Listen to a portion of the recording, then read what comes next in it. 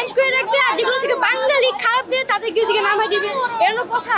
আব্বু হচ্ছে কি জাতীয় দলের ক্যাপ্টেন হইছে, প্রত্যাশা অবশ্যই বাংলাদেশ জিতবে, বাংলাদেশকে জিততে দেখতে চাই।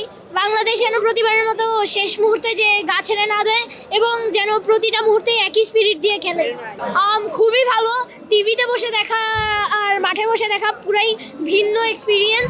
বিসওয়াক্স আর ভিটামিন ই সমৃদ্ধ স্কোয়ারের ময়শ্চারাইজিং মেরিল লিপ কেয়ার, এবার হাসুন প্রাণ খুলে। এটা কেউ যদি স্টেডিয়ামে না আসে তাহলে তা বুঝবে। অনেক ভালো খেলছে হামজা চৌধুরীর বাইসাইকেল কিক, গোলটা খুবই সুন্দর ছিল। রোনালদো বা ওয়েইন রুনির বাইসাইকেল কিকের সাথে তুলনা করার মতো। সো প্রত্যাশা করছি আজকে ভারতের সাথে দীর্ঘ অপেক্ষার পর জিতবে ইনশাআল্লাহ।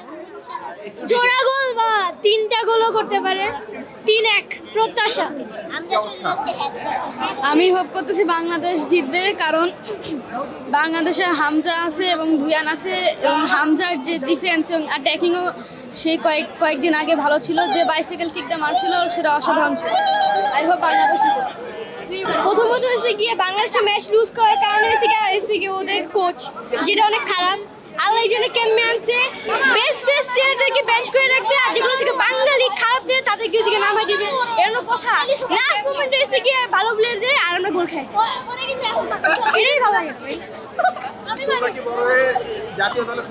ইনশাল্লাহ আব্বু এসে গিয়ে জাতীয় দলের ক্যাপ্টেন হইছে।